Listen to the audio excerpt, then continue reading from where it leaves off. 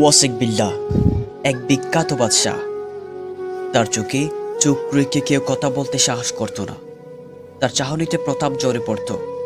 তাকে যখন মৃত্যু এসে থামা দিয়ে ধরে, তখন সঙ্গে সঙ্গে আকাশের পানে হাত তুলে বলতে থাকে, হে অবিনশ্বর রাজত্বের অধিপতি, সেই অসহায়ের প্রতি করুণা করো যার রাজত্ব হারিয়ে গেছে।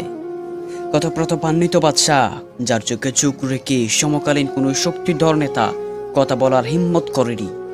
অথচ মৃত্যুর পর যখন তার শরীর সাদা কাপড় দিয়ে ঢেকে দেওয়া হলো, হঠাৎ করেই চাদরের নিচে নড়াচড়া লক্ষ্য করা গেল।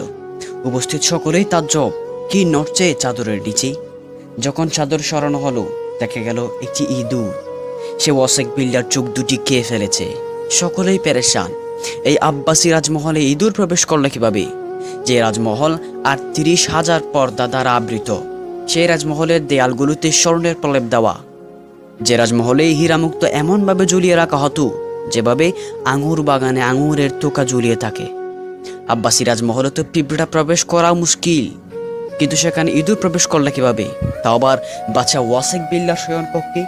মূলত এই ইঁদুর ছিল আল্লাহ তাআলার পক্ষ থেকে।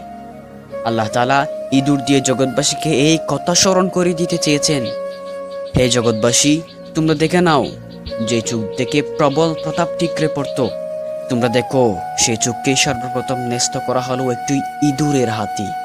এ থেকে বুঝে নাও কবরে তার সাথে কি আচরণ করা হবে।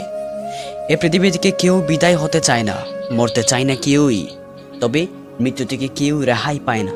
মৃত্যু আসবে, তাই আসুন মৃত্যুর জন্য প্রস্তুত হই। যে কোনো অবস্থাতে আলহামদুলিল্লাহ, আলহামদুলিল্লাহ।